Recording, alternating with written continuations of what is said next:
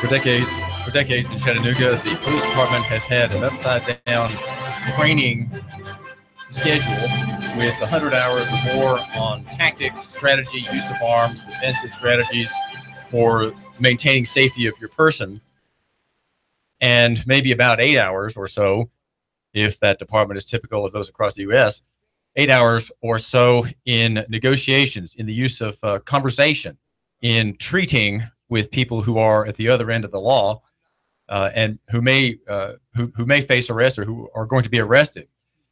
And the upside down system that emphasizes weapons and peril are those which bring injury to the people of Chattanooga and people who are just passing through or here temporarily. They are at the brunt of rough treatment by the police here in Chattanooga. This is David Tulis. And a little bit later this morning, Mayor Andy Berke, the Democrat Jewish lawyer, good liberal, will be naming his chief of police. He was given 3 candidates. And it seems that Edwin McPherson might be the best choice. We'll find out at 11 when he makes his announcement.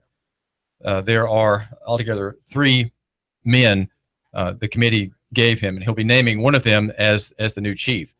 For better or for worse, the training of police officer emphasizes the risks and danger of every encounter with the public. The officers are trained in police forums, in trade publications, in conversation among themselves by their superiors on the way out.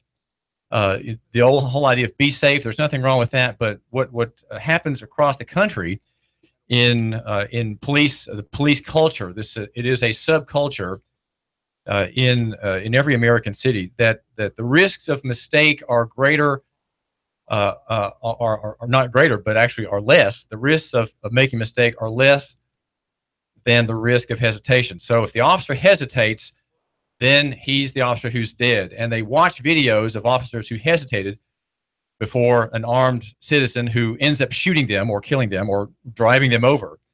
And these are impressed into the minds of the cadets and in upgraded training during the course of the early career, that you cannot take a risk. You cannot take a risk. Better to be judged by 12 for making a mistake than to be carried by 6. That is, of course, a cliche. The life of the officer, though, has been increasingly safe. Violent attacks against officers are very few and far between. And yet police culture, which is an us versus them culture, you are among the them, and so am I, David Tulis. And the us is the enforcers of the law, the enforcers of statutory virtue, which is what police do. They are not really peacekeepers anymore. They are not citizens on patrol anymore, which is their origin. The night watchman on the wall of the medieval city. That is the origin of the police officer professionalized in the 1800s. Chattanooga had police department very early, I think before the war to prevent Southern independence. Even this city had its own agency. But the real gain in policing was in human and social management in the 1880s and 1890s, the progressive era. And that was, of course, the self-awareness of the state. We talk about IA, artificial intelligence, obtaining self-awareness, and at some point, like Hal in that movie, becoming self-aware and then taking over. That was happening in many areas of the state in the 1880s, 1890s, and that of course that development brought us the war century, the century of warfare, of state warfare, the 20th century with its 2 world wars and hundreds of oppressive actions, warfare actions in the last century, continuing, of course, into this one. And policing is just a part of that culture of the state, that the self-awareness of the state that puts people in their position, that makes people childish, helpless, ignorant, and we in the state are going to bring all these good things to the people, and we're going to do it in their name and for their benefit. But in the end, there is not really a genuine altruism on the part of the state. There is a self-seeking vanity, egoism, and a kind of religious totalitarian impulse in the modern state. And we have it today in a very large way, even though even though the state itself as a concept is in decline, the decline by one historian starting to be traced back to 1945. And policing it has become a grave problem, and we see the grave problem, and we can more readily talk about it thanks to the smartphone, thanks to the phone, for example, on which you're watching me on Facebook. And that is true. We are Nooga Radio on Facebook at the Nooga Radio page, and also on YouTube at Hot News Talk Radio, live, of course, on your smartphone through the TuneIn Radio app. You can hear anything we have to say there. We have Hannity, we have Cowherd, Alex Jones in the evening. In the night watches, we have Coast to Coast AM, and a very hot morning show with local news and intense national news, America's First News, here at Nooga Radio. So on all these platforms, we can see what's happening, and the message is getting out, the message of independence, the message of liberty, the message, I would say, of the gospel in Christian radio, in Christian TV, and in Christian social media. There is great gain worldwide for genuine news, genuine analysis. That is what I hope to provide you here at Nooga Radio on the David Tulis Show. And that is me, your mild-mannered host, David Tulis, the blogger with the biggest pen. As I was telling a young lady yesterday at a library in which I was doing some legal research, that's who I am, David Tulis. And I gave her my my card with my mugshot on a very large mugshot, very tightly cropped picture. And that's me, David Tulis, editor, by the way, of Nooganomics.com. I think that the impulse for young people to become police officers is good and genuine, and I'd like to hark to that as we think about the coming of the new chief in Chattanooga. I'd like to remind the officer, you, my listener, who may know an officer, why he became an officer in the first place: to effect a public good, to provide safety and comfort to people after accidents and deaths, to help solve crimes. Now, the mission has changed, of course. It's not investigations as much anymore and solving crimes as it is creating security. Security is another machine entirely from peacekeeping, and it is very aggressive. It involves a very aggressive use of police presence as step A in the force continuum. The step A is the officer's presence in his uniform, right, with his weapons and his armor plate and his badges and insignia and so on. That's the first step in the force continuum. So here, wherever there's an officer, there is force. Okay, just his presence is force, organized force, that of the state. And officers become officers for a high and noble reason, but the training changes them. And I suspect that the training, if it's typical of that across the U.S., is emphasizes the risk and peril that every member of the public poses. And so there is a constant suspicion, and of course there is that sense of propriety that officers have in the people they police, right? So if you're a person blessed enough to be policed in a certain encounter, you are viewed as property, and so you really can't talk back, right? You can't assert your rights. If you assert your rights, you are a very unusual person, and backup may have to be called, right? There are officers that swarm a person standing his ground, sometimes 10 of them surrounding some hapless man on a skateboard with a camera and a cap on his head who's saying, you have no cause to stop me, and you better get back. And no, I'm not identifying myself. I'm not under arrest, right? So I don't have to identify myself. I've done nothing wrong. No one has seen me do anything wrong. You don't have probable cause, that kind of thing, right? So you have 10 officers surrounding this hapless pedestrian who's been waylaid along the riverfront walkway there. Now, the training is turns officers against the people. And I think what happens is, especially when we talk about police killings, and there have been 700 or 800 or 900 of them already this year. Last year it was, I think, about 1,200 Americans slain by officers. The whole pandemic of police brutality comes because the officer is willing to push the risk away from himself. And here's what I would suggest: better that the officer, in making a mistake, perish than that the citizen perish at the officer's mistake. You see what I'm saying? And that's the self-sacrifice that the officers talk about. That's the greatest sacrifice that we hear about when there is an officer's funeral. He paid the ultimate price, right? He made the greatest sacrifice. Well, maybe, but the risk should be on the officer's side, not the citizen's side. And again, here's the little axiom: better that the officer, in making a mistake, okay, we're assuming that a mistake is being made in an encounter, a potentially lethal encounter. Better the officer make a mistake and that his life is lost than that in the mistake the life of an innocent citizen is lost, right? Rather the officer lose his life in a mistake than kill by abrupt and haste and fear, kill a citizen who has done nothing worthy of death, right? The citizen has done nothing worthy of capital punishment. And yet within these police executions, we have just that, a statutorily permitted extrajudicial summary execution. It's happened time and time and time again. And will Mayor Andy Berke see what's happening across the country? Will he see that he needs to pursue reform? That his agency, this is his agency, this is the Mayor Andy Berke agency. Will the Mayor Andy Berke agency and its new head, going to be announced at 11 o'clock today, will it account for the video? Will it account for social media, which is now reporting vigorously and extensively by common people, publishing their videos online on Facebook?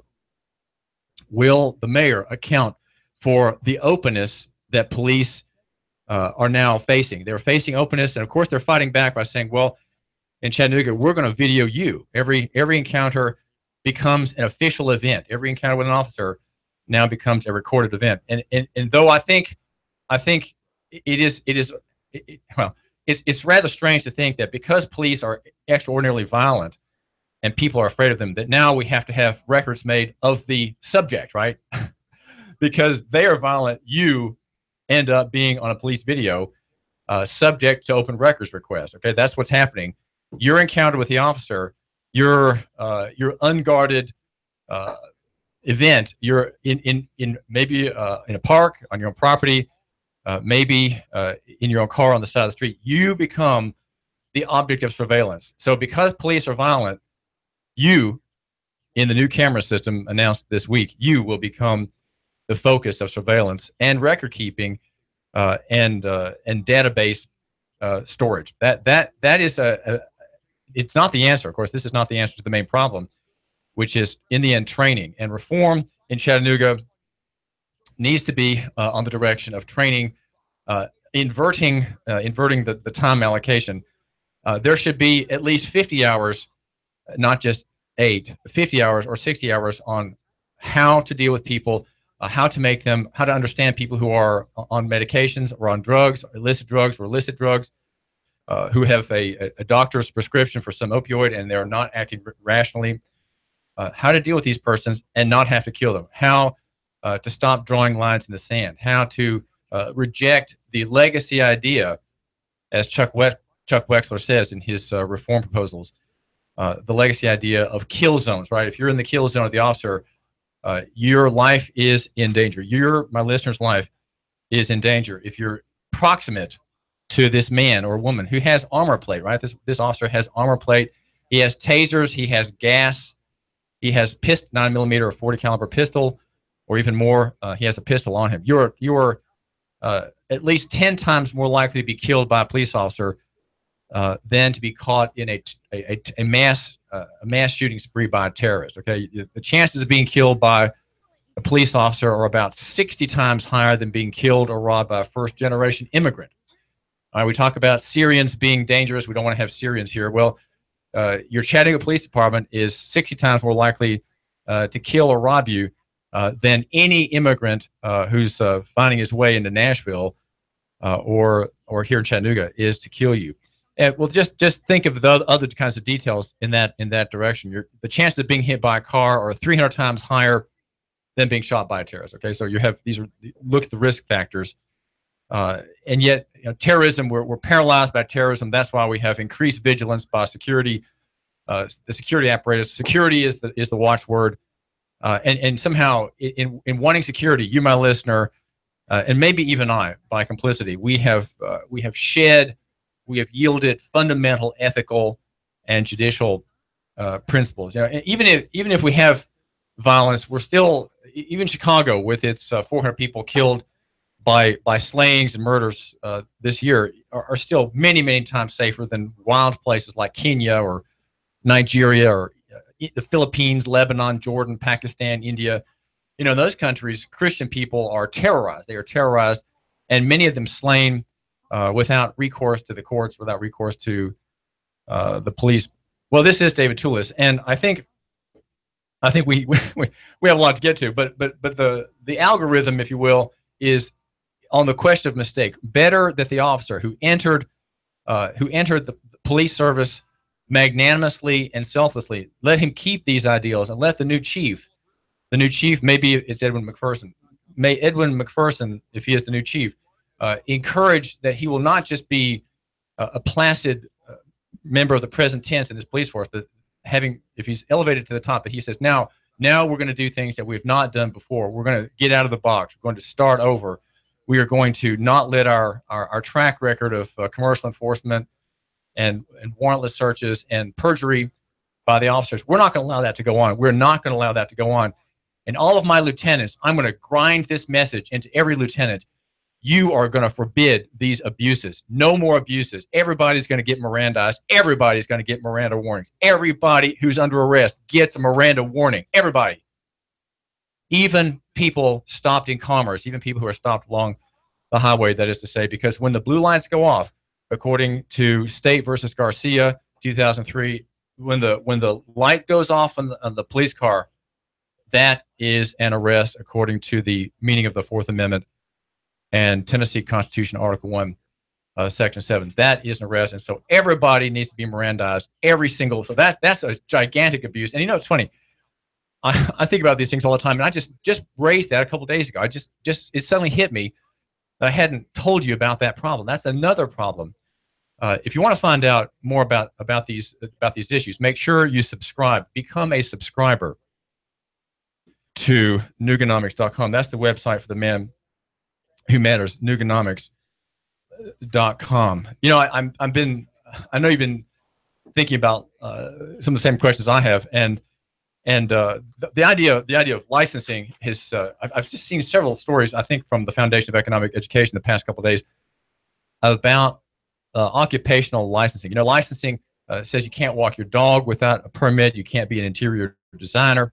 If you're a person who counts numbers, right, who does counting, you're an engineer, you have to have a license to do that. You're in pest control. Well, that's not something you can do legally on your own. You have to have a license to do that. Running HVAC services, well, that too. Barbers, cosmetologists, they all have to have a license. Being an athletic trainer, these are licensed professions. Well, the license, we need to have no more licensing. Licensing needs to be done away with. Now that we have reviews online, we have the sharing economy, we have the internet economy here in Gig City.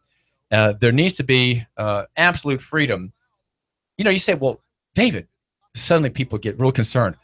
And what they do when they have expressed their concerns is they have doubts about the common people like you. Well, David, we can't have people who are traveling on the highways without license. Or even today at Panera Posse, I had a great discussion with my libertarian friend Sam Spade about this. And even he thought, he was making the argument that to travel on the public right of way on the people's roads, people have to get permission. They have to have licenses. Even the aggressive libertarian was making this case, again, for public safety, right? We have to have everybody safe. And so people can't use their own cars on the people's roads unless the state gives pass and gives permission. It is a wonderfully wacky idea. But think if we had freedom, we wouldn't find the following idea attractive. And the following idea is a single payer system for food insurance. After all, nothing is more important than food. No one can survive more than a few days without eating.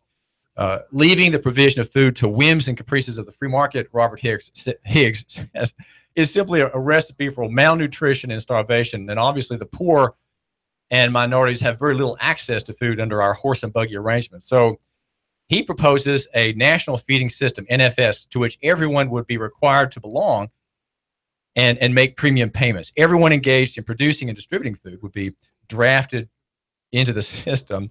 Whenever anyone gets hungry, he would present himself to a licensed provider who would be authorized to provide stipulated types of food, the costs of which would be billed to NFS at prices the agency had established. Chattanooga Radio, AM 1240 and 92.7 FM's news now. A suspect added and a suspect taken off of the Hamilton County Sheriff's Office top 12 most wanted list. 27-year-old Charles William Cobb is wanted on 2 counts of aggravated